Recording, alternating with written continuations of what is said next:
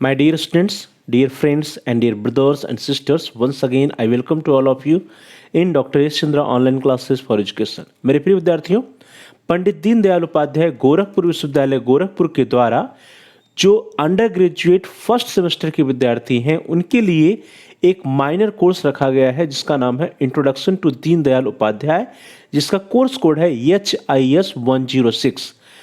HIS 106 introduction to Deendayal Upadhyay. इसका जो प्रथम सेमेस्टर के विद्यार्थी हैं सत्र 2021-22 के, उनका एग्ज़ाम हुआ था 18 फरवरी 2022 को।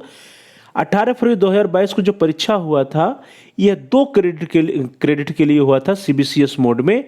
इसके हल प्रश्न पत्र को हम लोग देखेंगे, अर्थात इसका जो क्वेश्चन पेपर था उसको हम हल करेंगे। सबसे पहले हम देखेंगे कि डिस्क्रिप्टिव में कौन कौन से प्रश्न आए थे व्याख्यात्मक में, और उसके उपरांत देखेंगे कि ऑब्जेक्टिव या बहुविकल्पी वाले कौन कौन से प्रश्न थे और उसके सही आंसर क्या क्या हैं।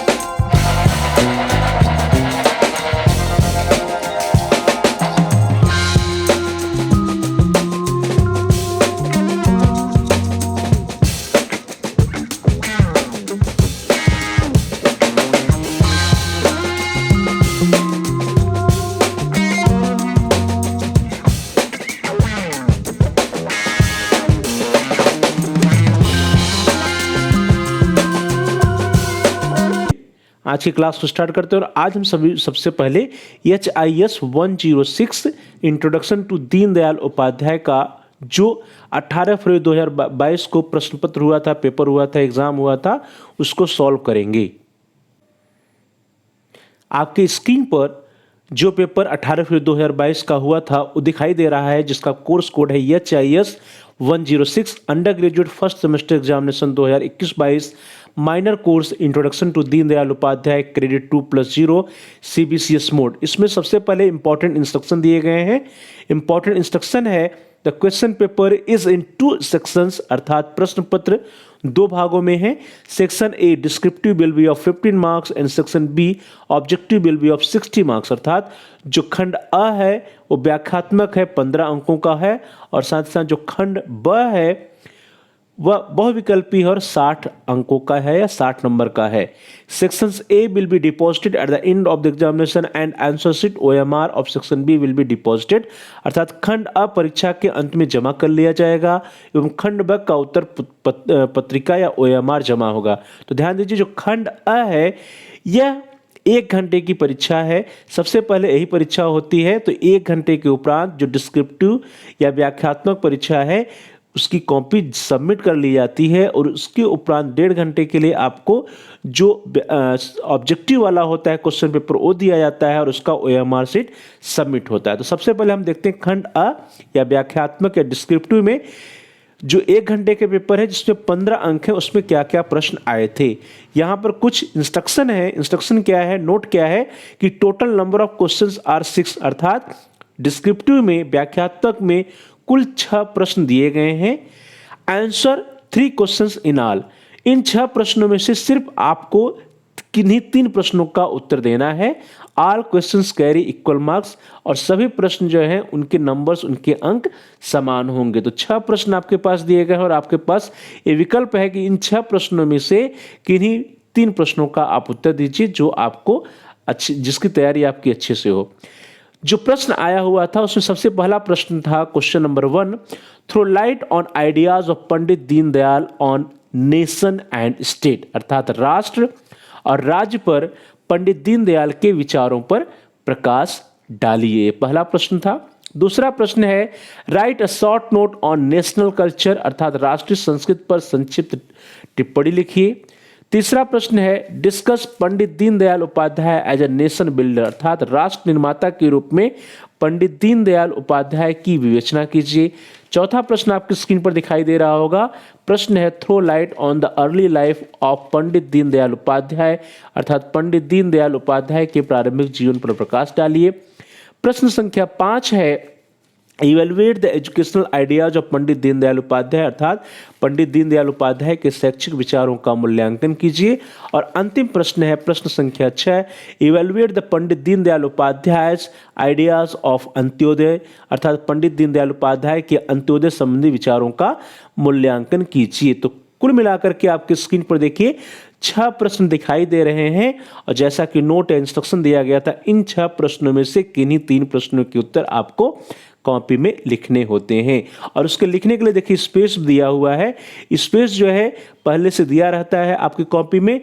पेज 3 दिया हुआ है, स्पेस है, 2-3 पेज का स्पेस दिया रहेगा आपको पेज 3 से लेकर के पेज 8 तक, अर्थात पेज 3 एक हो गया, पेज 4 हो गया, पेज 5 हो गया, पेज 6 हो गया, पेज 7 हो गया और पेज 8 हो गया। तो कुल मिलाकर के आपके पास 5 प्लस आधा अर्थात 5.5 पेज होते हैं जिसमें आपको 3 प्रश्नों के उत्तर देने होते हैं। उसके बाद आता है खंड ब या बहुविकल्पी, दैट इज सेक्शन बी, जो ऑब्जेक्टिव होता है। इसका भी कोर्स कोड है या पेपर कोड है HIS 106 undergraduate first semester examination 2021-22। जो एग्जाम हुआ था minor course introduction to Deendayal Upadhyay, exam की डेट है 18 फरवरी 2022। यह भी क्रेडिट 2+0 है, CBCS मोड में है, पेपर की ID 0487 थी। इसमें इंस्ट्रक्शन देखिए, टाइम अलॉटेड है 1.5 आवर्स अर्थात 1.5 घंटे का समय दिया गया है आपको। मैक्सिमम मार्क्स है 60 अर्थात 60 अंकों के लिए यह प्रश्न पत्र है। पुस्तिका में कुल 40 प्रश्न दिए गए हैं और सभी प्रश्न करने होंगे, अर्थात 40 प्रश्न में से 40 प्रश्न आपको करना है और प्रत्येक प्रश्न के 1.5 नंबर है अर्थात 1.5 अंक होंगे। कुछ इंस्ट्रक्शन दिए गए हैं। पहला है इंपॉर्टेंट इंस्ट्रक्शन में, the candidate will write his और her roll number only at the place provided for, that is on the cover page and on the OMR, and so sit at the end and now here nowhere else, अर्थात अभ्यर्थी अपने अनुक्रमांक केवल उन्हीं स्थानों पर लिखेंगे जो इसके लिए दिए गए हैं, अर्थात प्रश्न पुस्तिका के मुख्य पृष्ठ अर्थात साथ दिए गए OMR उत्तर पत्र पर तथा अन्यत्र कहीं नहीं लिखेंगे। अर्थात जो आपको रोल नंबर लिखना है आपको सिर्फ OMR सीट या OMR उत्तर पत्र पर लिखना है, वो भी जहां पर लिखा है आपको OMR का नंबर लिखने के लिए, उसके अलावा आपको कहीं भी आपको रोल नंबर नहीं लिखना है। दूसरा इंस्ट्रक्शन है, immediately on the receipt of the question booklet the candidate should check up the booklet and ensure that it contains all the pages and that no questions is missing. If the candidate finds any discrepancy in the questions booklet, he or she should report the invigilators within 10 minutes of the issue of this booklet and a fresh questions booklet without any discrepancy be obtained. तो आप सभी विद्यार्थियों को सचेत रहना चाहिए कि प्रश्न पुस्तिका मिलते ही उसकी आप जांच कर लें या सुनिश्चित कर लें कि इस जो क्वेश्चन पेपर है उसमें कोई भी पृष्ठ जो है कम नहीं है, कोई भी पृष्ठ छूटा नहीं है, कोई भी प्रश्न मिस नहीं है, कोई भी प्रश्न छूटा नहीं है। यदि कोई त्रुटि होती है, कोई विसंगत होती है क्वेश्चन पेपर में, तो क्वेश्चन पेपर मिलने के 10 मिनट के भीतर आपको जो है जो कक्ष परिप्रेक्षक होते हैं उनको सूचित करके आपको क्वेश्चन बुकलेट चेंज कर लेना चाहिए। तो बिना त्रुटि की दूसरी प्रश्न पुस्तिका आपको प्राप्त कर लेनी चाहिए यदि आपके क्वेश्चन बुकलेट में किसी भी प्रकार की कोई त्रुटि है। अब चलिए हम लोग देखते हैं कि कौन कौन से ऑब्जेक्टिव प्रश्न आए थे। पहला प्रश्न है क्वेश्चन नंबर 1, प्रश्न है what was the name of Deendayal Upadhyay mother, अर्थात दीनदयाल उपाध्याय की माता का क्या नाम था। और आपके विकल्प हैं, ए दुर्गा देवी, बी है राम प्यारी, सी है राधा देवी, सी राधा है एंड डी है कमला देवी। आपको ये बताना है कि इसमें से सही उत्तर क्या है, अर्थात दीनदयाल उपाध्याय की माता का क्या नाम था। तो ये आपने पढ़ा होगा, तो option B is right option, Ram Pyari. Deendayal Upadhyay की माता का नाम राम प्यारी था। अगला प्रश्न आपकी स्क्रीन पर आ रहा है क्वेश्चन नंबर 2, प्रश्न संख्या 2। प्रश्न है what was the nickname of Pandit Deendayal Upadhyay, अर्थात पंडित दीनदयाल उपाध्याय का उपनाम क्या था। और आपके विकल्प जो हैं वो आपकी स्क्रीन पर है, A Deenu, B Daya, C Deena and D Dev. तो पंडित दीनदयाल उपाध्याय का जो उपनाम था दैट वाज दीना था। So here the C option is the right option, Deena. अगला प्रश्न आपकी स्क्रीन पर आ रहा है क्वेश्चन नंबर 3, प्रश्न संख्या 3। प्रश्न है Deendayal Upadhyay died at which of the following places, Deendayal Upadhyay की मृत्यु निम्न में से किस स्थान पर हुई थी। और आपके विकल्प हैं आपकी स्क्रीन पर, ए है वाराणसी, बी है इलाहाबाद, सी है मुगल सराय एंड डी है पटना। तो पंडित दीनदयाल उपाध्याय की जो मृत्यु हुई थी वो कहां पर हुई थी, मुगल सराय में हुई थी। So here C option is the right option, Mughal Sarai. अगला प्रश्न है प्रश्न संख्या क्वेश्चन नंबर 4। प्रश्न है राष्ट्र धर्म किस तरह की पत्रिका थी, what type of magazine was the राष्ट्र धर्म। और आपके ऑप्शंस हैं, ए साप्ताहिक या वीकली, बी है पाक्षिक या फोर्टनाइटली, सी है मंथली एंड डी है दैनिक या डेली।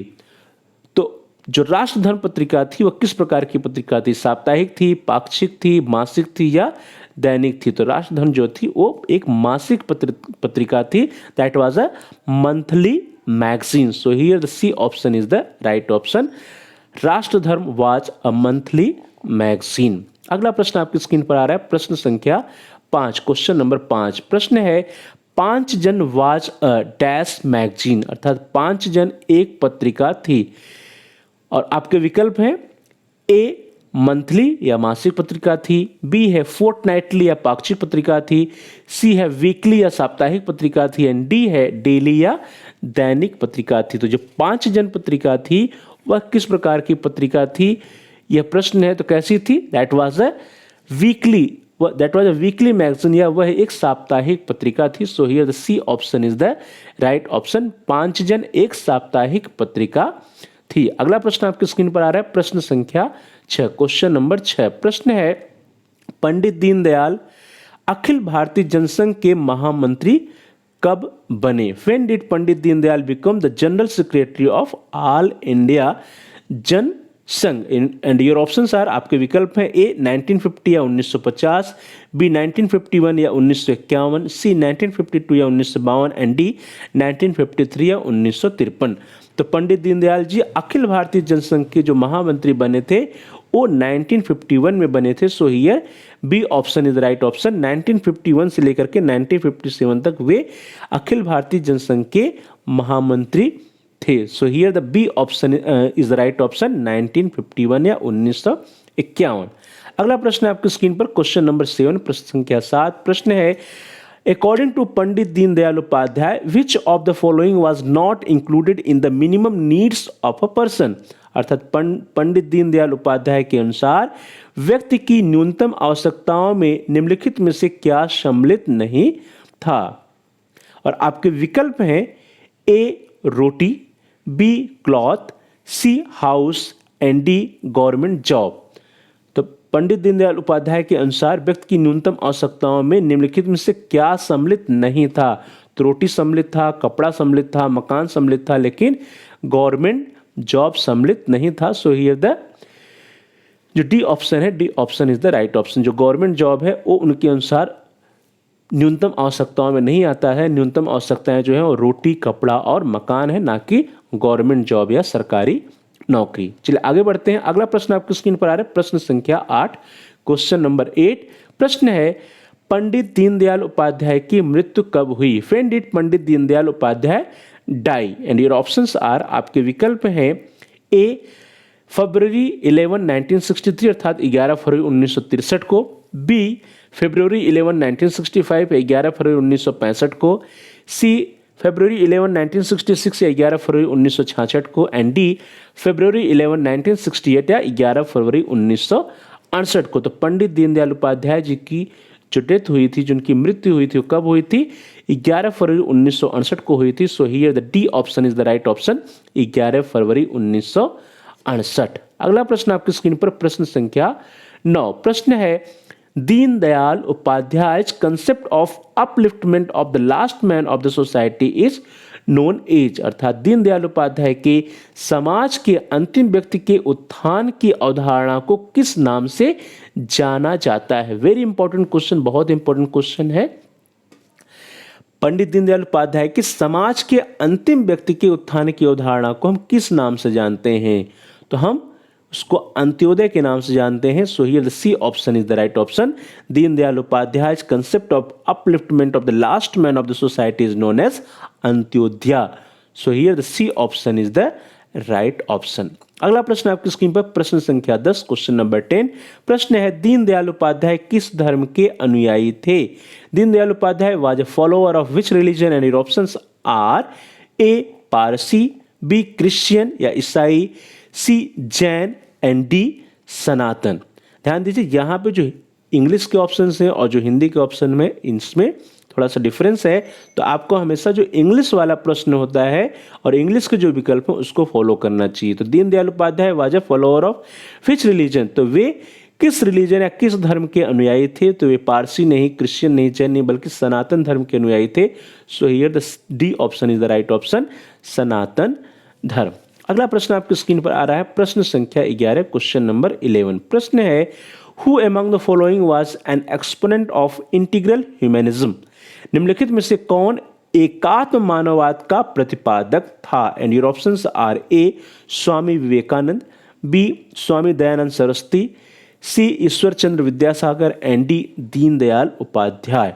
यह भी बहुत ही इंपॉर्टेंट प्रश्न है जब हम बात करते हैं एकात्म मानववाद की, कि एकात्म मानववाद का प्रतिपादक कौन था, तो नाम आता है पंडित दीनदयाल उपाध्याय जी का। सो here the D option is the right option, एकात्म मानववाद के प्रतिपादक पंडित दीनदयाल उपाध्याय जी थे। अगला प्रश्न आपकी स्क्रीन पर प्रश्न संख्या 12, क्वेश्चन नंबर 12। प्रश्न है, who among the following was the father of Deendayal Upadhyay? अर्थात निम्नलिखित में से कौन दीनदयाल उपाध्याय जी के पिता थे, फादर थे?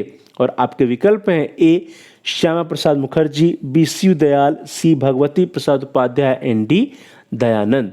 तो पंडित दीनदयाल उपाध्याय जी के पिताजी का नाम था Bhagwati Prasad Upadhyay. So here the C option is the right option, Bhagwati Prasad Upadhyay ji Pandit Deendayal Upadhyay ji के पिताजी थे, जबकि पंडित हरिराम जी जो थे वे इनके ग्रैंडफादर थे, इनके दादा थे। अगला प्रश्न आपकी स्क्रीन पर आ रहा है, प्रश्न संख्या 13, क्वेश्चन नंबर 13। प्रश्न है, Deendayal Upadhyay was born in which of the following districts? Deendayal Upadhyay ji का जन्म निम्नलिखित में से किस जिले में हुआ था? और आपके विकल्प हैं A Mathura, B Etawah, C Agra and D Meerut. तो दीनदयाल उपाध्याय जी का जो जन्म हुआ था वो कहाँ हुआ था? मथुरा में हुआ था। So here the A option is the right option, Mathura. अगला प्रश्न आपकी स्क्रीन पर प्रश्न संख्या 14, क्वेश्चन नंबर 14। प्रश्न है, Deendayal Upadhyay started the publication of the monthly magazine Rashtra Dharma from which of the following places? अर्थात दीनदयाल उपाध्याय ने निम्नलिखित में से किस स्थान से मासिक पत्रिका राष्ट्र धर्म का प्रकाशन प्रारंभ किया था? और आपके विकल्प हैं A Varanasi, B Lucknow, C Mathura and D Agra. अर्थात वाराणसी से, लखनऊ से, मथुरा से और आगरा से। जो क्वेश्चन नंबर 4 था, प्रश्न संख्या 4 था, वो भी इसी से रिलेटेड था। राष्ट्र धर्म किस तरह की पत्रिका थी? तो राष्ट्र धर्म एक मासिक पत्रिका थी।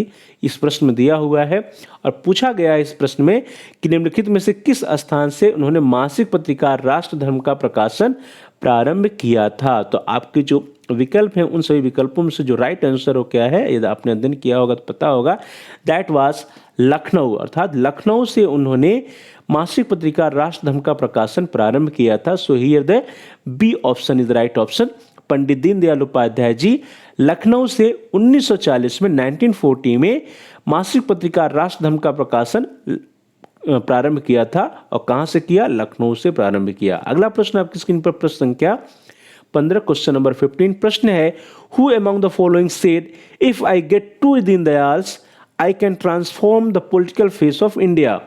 निम्नलिखित में से किसने कहा था कि यदि मुझे 2 दीनदयाल मिल जाए तो मैं भारत की राजनीति का नक्शा बदल दूं? और आपके विकल्प हैं A B are Ambedkar ji ने कहा था, बी है महात्मा गांधी जी ने कहा था, सी है डॉक्टर श्यामा प्रसाद मुखर्जी जी ने कहा था एंड डी है सुभाष चंद्र बोस जी ने कहा था। तो किसने कहा था कि यदि मुझे 2 दीनदयाल मिल जाए तो मैं भारत की राजनीति का नक्शा बदल दूंगा?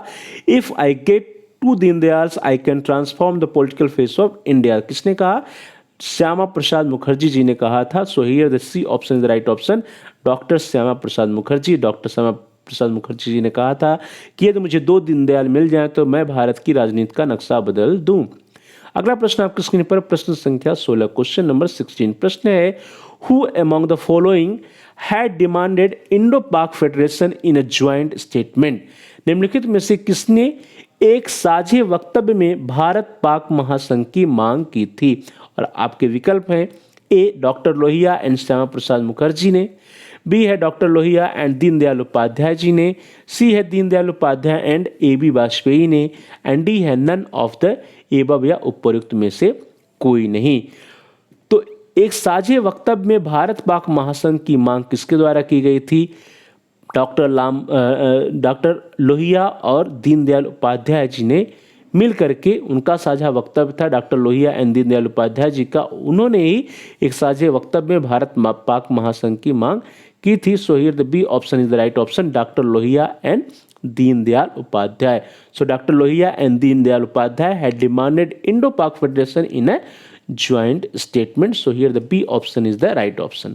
अगला प्रश्न, प्रश्न संख्या 17, क्वेश्चन नंबर 17. प्रश्न है, Who among the following provided a scholarship of ₹10 per month और 10 rupees monthly to Deendayal for higher education? निम्नलिखित में से किसने दीनदयाल को उच्च शिक्षा के लिए 10 रुपये मासिक छात्रवृत्ति प्रदान की थी? इस प्रश्न में थोड़ी सी डिस्क्रिपेंसी है.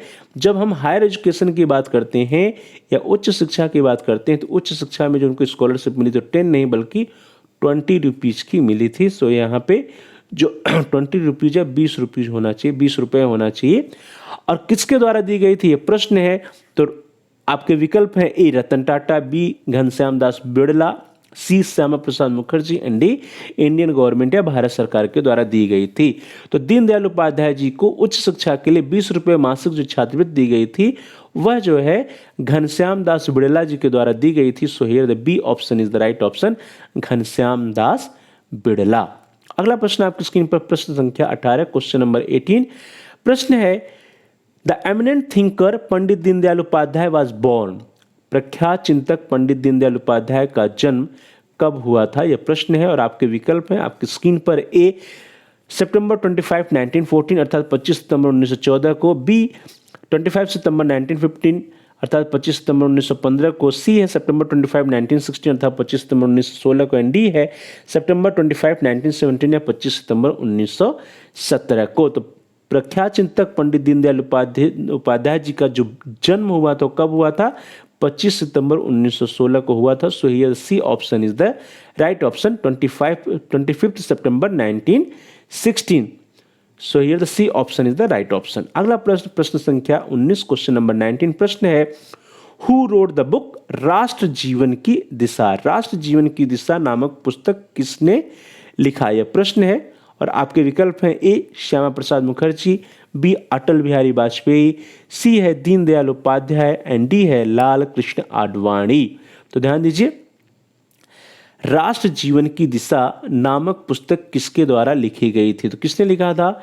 दीनदयाल उपाध्याय जी ने राष्ट्र जीवन की दिशा नामक पुस्तक लिखी थी. So here the C option is the right option. सही उत्तर इसका जो है दीनदयाल उपाध्याय जी हैं. और अगला प्रश्न आपकी स्क्रीन पर प्रश्न संख्या 20, क्वेश्चन नंबर 20. प्रश्न है, निम्नलिखित में से किस दैनिक समाचार पत्र के साथ पंडित दीनदयाल जुड़े थे? और आपके जो विकल्प हैं वो आपकी स्क्रीन पर है. ए स्वदेश, बी पांचजन, सी आज and D Dainik Jagran. Pandit Deendayal was associated with which of the following daily newspapers? Your options are A Swadesh, B पांचजन, सी आज एंड डी दैनिक जागरण. तो ध्यान दीजिए, पंडित दीनदयाल उपाध्याय जी जो है जिस दैनिक समाचार पत्र के साथ जुड़े थे उसका नाम है स्वदेश. वे स्वदेश जो है दैनिक स्वदेश जो है एक दैनिक पत्रिका थी.